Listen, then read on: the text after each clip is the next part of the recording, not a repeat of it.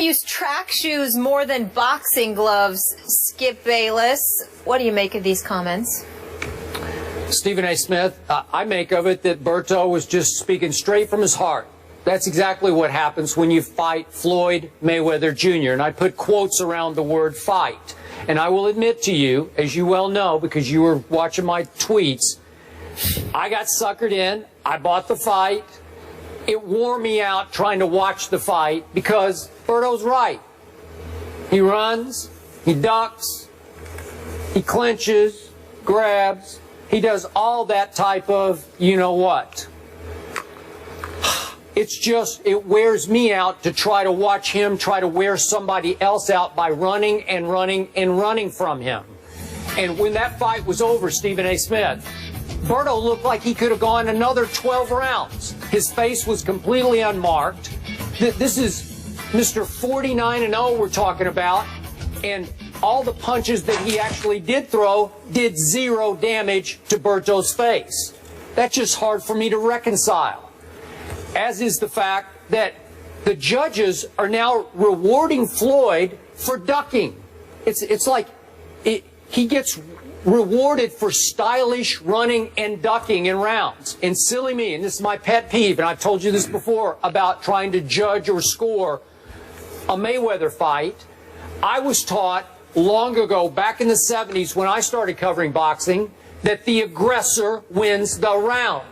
That's why I had Pacquiao winning the fight against Mayweather, because Mayweather runs too much. Pacquiao never ran. He's fighting with one arm, but he kept taking the fight to Mayweather. And I thought Mayweather just gave up and gave him too many rounds and that he edged him out in total points. And I was scoring it on Twitter as I went. But I'm just being objective about, did you fight that round or did you not fight? And everybody, the three judges obviously had Floyd winning against Berto in a landslide. Most of the experts, I saw some experts gave Berto only 1 out of 12 rounds. I gave Berto 5 rounds because Floyd didn't fight in those 5 rounds. And obviously I'm not trying to make a case that Berto is better than Floyd, but that's not how you win professional fights, by running and ducking. You're the greatest ducker in history. That's in and out of the ring. But because he ducked Pacquiao for so long, and now it sounds like he's ducking the healthy Manny again. We'll see if that holds. But the point is, the judges are so wrapped up in Floyd's aura, in his mystique as the greatest defensive fighter ever, that you can't give him points for having the greatest head in boxing. He does. He has the greatest defensive head. I don't mean mind. I mean literally his head. You can't hit him. He's great with his head. But that's not how you score points in boxing. You can obviously defend, but then you have to offend. And it's offensive to me to watch him fight because he's almost all defense. And he has no punching power. We talked about that. Berto's laughing at him. Come on. And they're trash talking because Berto's just saying to him, that's all you got? Seriously? And Floyd's trying to clown him and show him up. And then I'm saying, well, Floyd, you should be ashamed. You picked this guy who lost 3 of his last 6 fights. Well, what are you trying to clown him for? He was your choice. Pick a better, a more worthy opponent then. But box him. Fight him. Give me my money's worth. You got my money. Just give me my money's worth. So in the end, Berto's just walking along telling TMZ exactly what happened in that fight. It's just a duh to me because he's just being honest about it. Well, first of all, obviously, I disagree with you. I disagree with you on a couple of points. When you talk about guys that, you know, he's running so much, you are of the mindset that, you know, that's not how you're supposed to win fights. I've made the argument to you for years. Sugar Ray beat Marvin Hagler that way because he was running a lot, and Marvin Hagler was the constant aggressor. He felt he should have won the fight that Sugar Ray ultimately got over him because he was the aggressor, and Sugar Ray ran for most of the fight and would win the last 30 seconds of each round. More power to him. But let me say this to you. I, too, was incredibly bored by the fight. It certainly wasn't what I wanted it to be. And at the end of the day, if that's Floyd Mayweather's last fight, he's not going to be missed because that's not how people wanted to see him go out. But I do believe, however, Skip Bayless, that you are ultra critical of Floyd Mayweather because it wasn't the fight that you kind of see that you wanted to see, that you didn't see what was transpiring. I will be the first to admit to you that Floyd continuously held when he was up against the ropes. The second Berto would come in, Floyd would hold him, you know, duck, do whatever, put his head down, whatever the case may be, to neutralize Andre Berto, and that part was boring.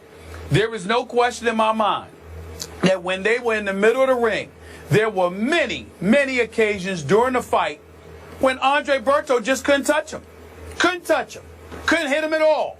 As a matter of fact, there were several occasions Andre Berto was the one ticking me off, and I love Andre Berto as a person. But what he ticked me off about was he was throwing these weak jabs. He wasn't really jabbing. He was like throwing these weak jabs to try to send up a right. And then when he threw the right, Floyd is holding you every time when he's against the ropes and you come in. And Andre Berto continuously lunged with his right, throwing his body into Floyd, where it was easy to hold Andre Berto. At no time did he sit there and just throw a jab and then come back with a right and just step back or anything like that. He kept lunging in, hoping that one punch in catching Floyd would do the trick. You're not going to be able to do that against Floyd Mayweather. In the end, here's what this comes down to. And I'm dead serious with this.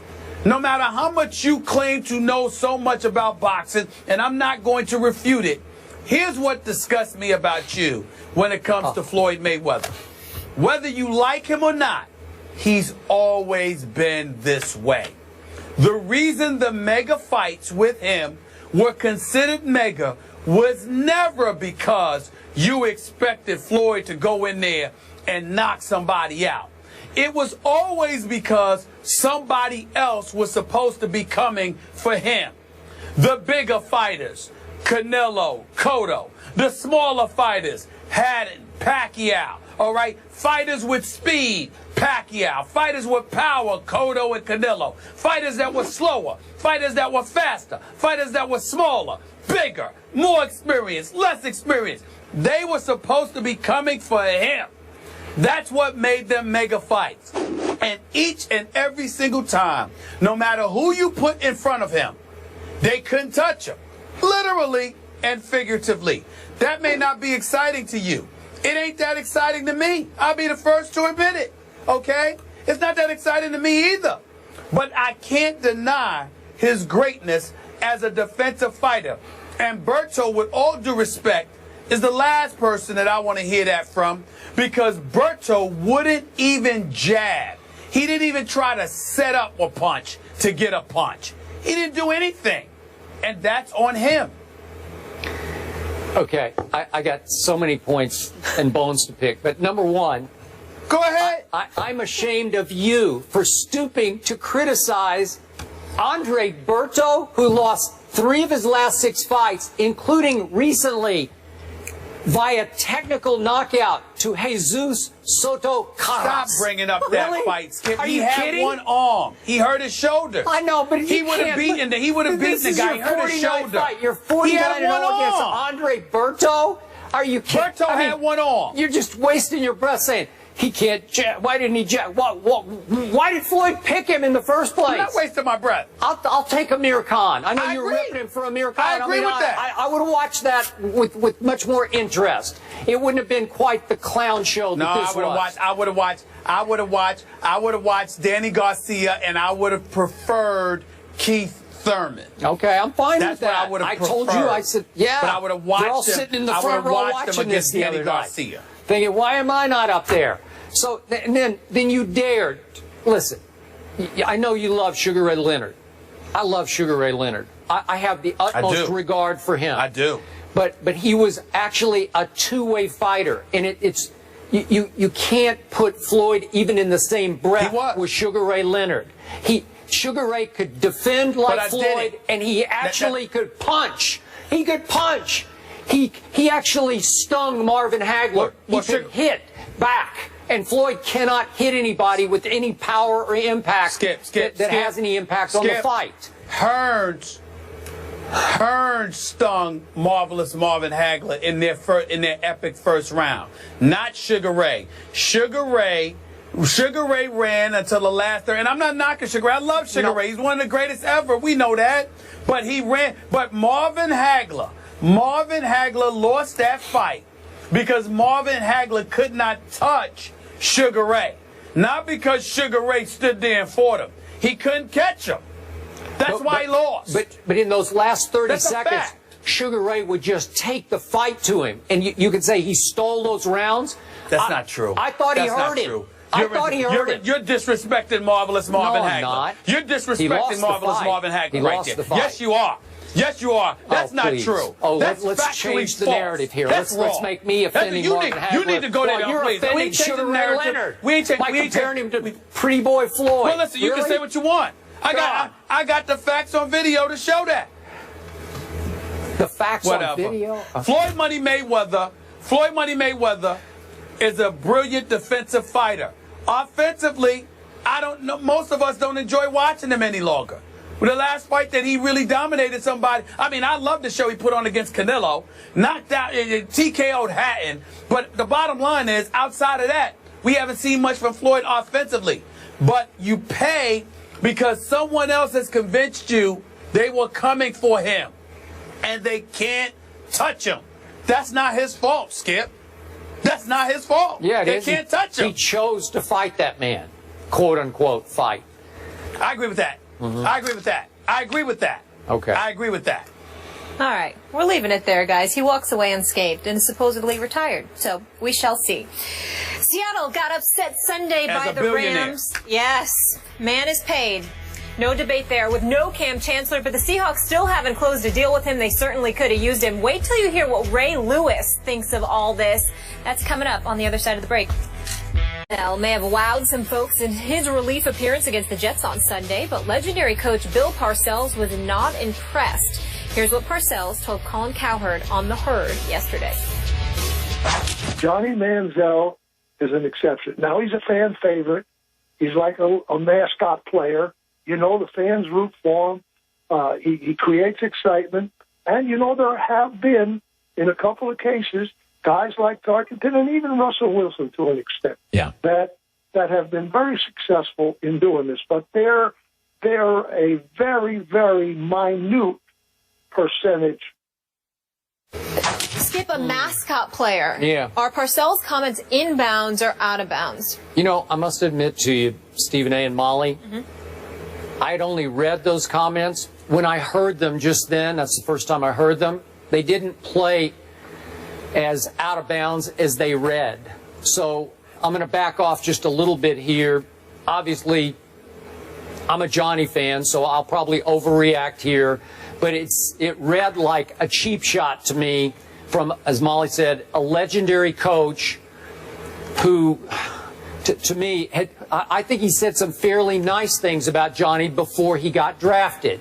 And another great coach named Nick Saban, I don't think he would call Johnny a mascot player because Johnny tore him apart twice when Nick, as a great defensive coach, attempted to stop Johnny his last 2 years at Texas A&M.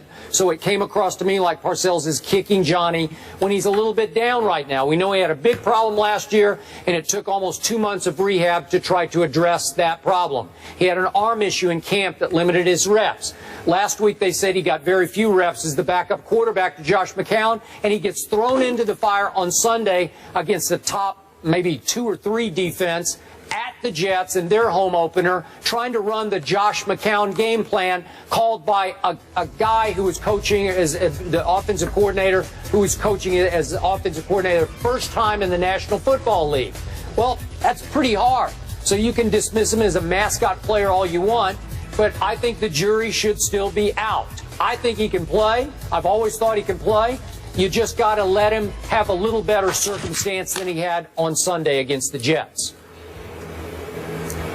Well, I think that you're doing a disservice to Coach Bill Parcells because you're not listening to the specifics of his word. He described a mascot player as being somebody who's being rooted for by the fans. He's a real crowd and fan favorite and a relative underdog. He's usually miniature in stature. He mentioned the great Fran Tarkenton, who guided the Minnesota Vikings to 4 Super Bowl appearances in the 70s. So clearly he's not looking at a mascot player and saying it in a derogatory fashion. He's just saying that the expectations are usurped by hope because you're rooting for this guy, and as a result, that's how you look at it. But he also pointed out factually that only a minute amount of individuals in that position from the quarterback standpoint usually succeed, and Johnny Football is behind the 8 ball. Let's also take into account the fact that Teddy Bridgewater, drafted after Johnny Football, is the starting quarterback for the Minnesota Vikings.